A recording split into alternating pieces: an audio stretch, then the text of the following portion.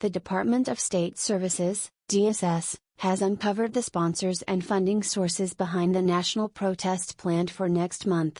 In a statement issued by Peter Afunania, the DSS Director of Public Relations and Strategic Communications, the agency also revealed a plot by certain elements to infiltrate the protests and incite chaos and extreme violence in the country. According to the statement, the protests aim to ultimately bring about a regime change, targeting the federal government led by President Bola Tinubu. The DSS has been monitoring discussions about the planned protests by unnamed individuals and groups. While recognizing the right to peaceful protest, the DSS warned that some individuals plan to exploit the protests for violent ends, intending to discredit both federal and subnational governments. The DSS has identified the funding lines, sponsors, and collaborators of this plot. However, instead of responding with aggression, the agency has employed non-kinetic strategies, such as moral suasion, stakeholder engagement, and diplomatic efforts, to deter the planners from their objectives.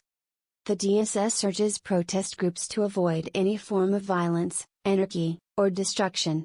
The statement emphasized that the government has been addressing economic concerns and encouraged protesters to engage with authorities peacefully. Violence, it noted, only leads to the destruction of lives and property and distracts from governance. The DSS called on all sectors of society, including leaders, labor unions, student associations, youth leaders, civil society, clergy, NGOs, women's groups, civil servants, and politicians, to reject any invitations to participate in orchestrated violence.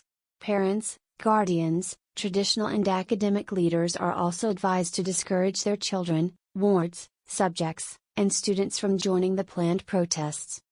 The DSS assured that it will collaborate with other security and law enforcement agencies to maintain peace, using all legitimate methods if necessary.